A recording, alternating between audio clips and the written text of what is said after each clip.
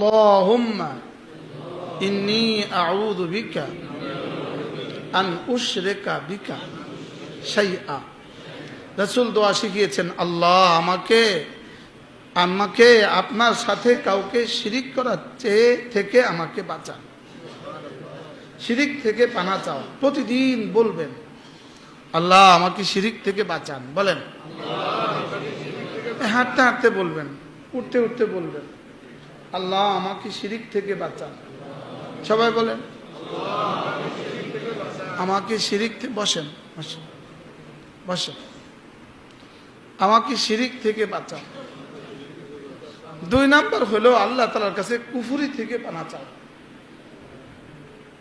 আল্লাহ আমাকে কুফরি থেকে বাঁচান। আল্লাহুম্মা ইন্নী আউযু বিকা মিনাল কুফর। আল্লাহ আমাকে কুফরি থেকে বাঁচান।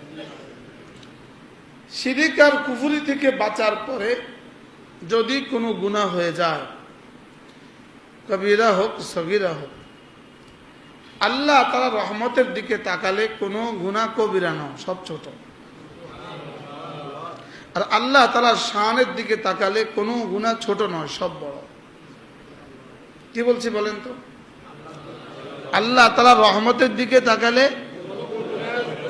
কোনো গুনাহ কি নয়, কবিরা নয়, সব ছোট। হ্যাঁ, আর আল্লাহ তাআলার শান, আজমতের দিকে তাকালে কোনো গুনাহ ছোট নয়, সব বড়। ডিসি সাহেব শুধু কর্মচারীকে বলেছে চা দাও, চা লাগাও। এটা কোনো ফরজ সিদ্ধান্ত না, ওয়াজিব সিদ্ধান্ত না, এটা রাষ্ট্রের মহামূল্যবান কোনো আদেশ নয়। লেকিন এই ছোট আদেশটা ওই কর্মচারীর জন্য অনেক বড়। কেন? যিনি অর্ডার দিয়েছেন তিনি বড়, যিনি অর্ডার দিয়েছেন তিনি কি? তো এক ডিসি সাহেবের সামনে তার ফিওনের চা দেওয়ার ব্যাপারটা যেমন, আপনি কি মনে করেন আল্লাহ তাআলার পক্ষ থেকে আমার জন্য প্রতিটা আদেশ বা নিষেধ এর চেয়ে ছোট? তাই আদেশ যেমনই হোক, লেকিন যিনি আদেশ করেছেন তিনি যে আজিম, তিনি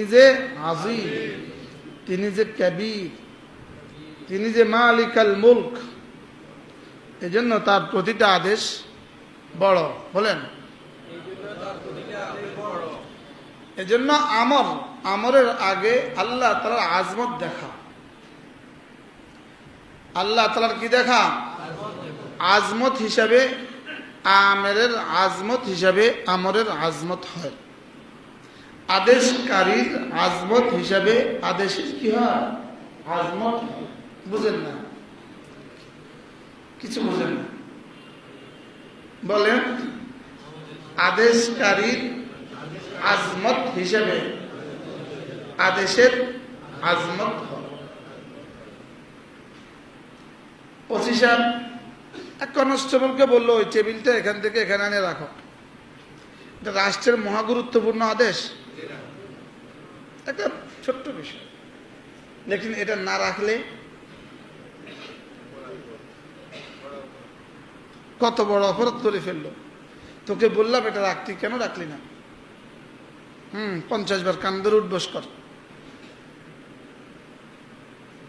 কি?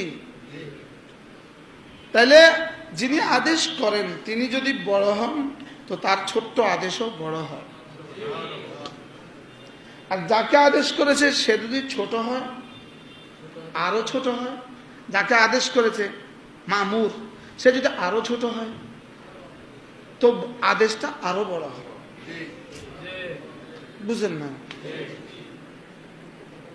আদেশ বড় ছোট হয় আমের হিসাবে, মামুর হিসাবে, আদেশকারী হিসাবে, আদেশকৃত হিসাবে। এই জন্য আল্লাহ তাআলা বলেন,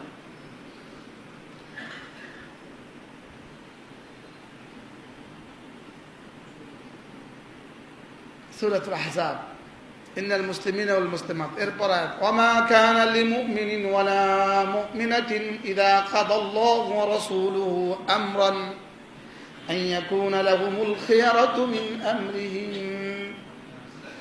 ওয়া মান ইয়াসিল্লাহা ওয়া রাসূলুহু ফাকাদ দাল্লা দালালাম মুবিনা।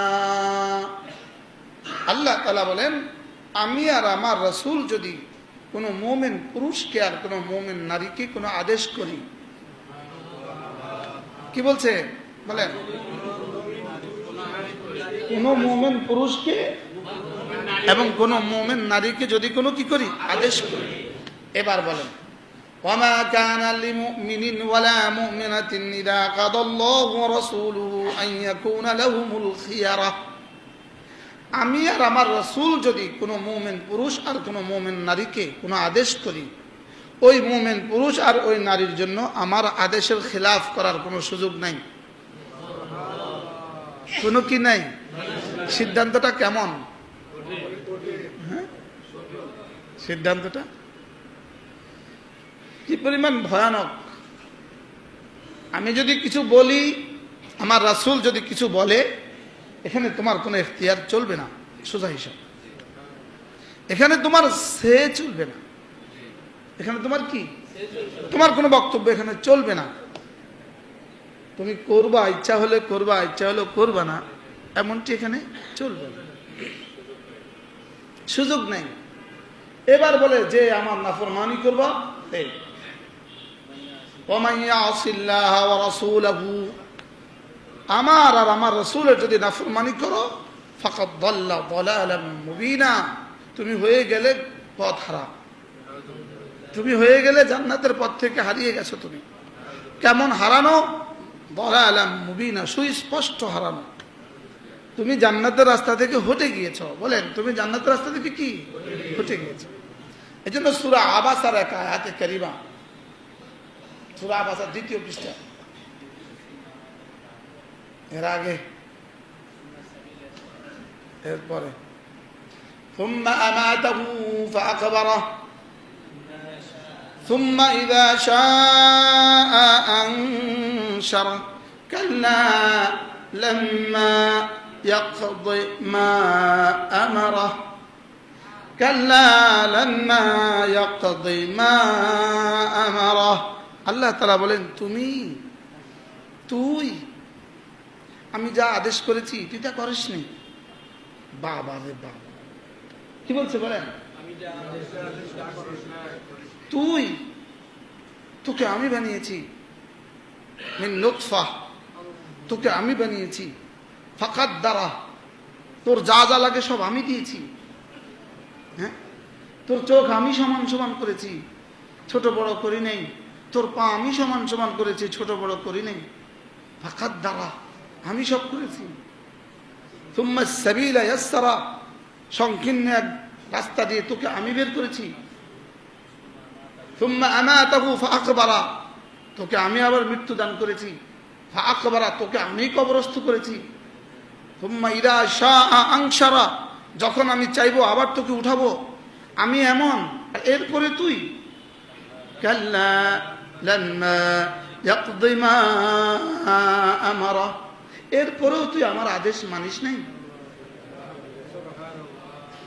কি বলে, কি হ্যাঁ বলে কি?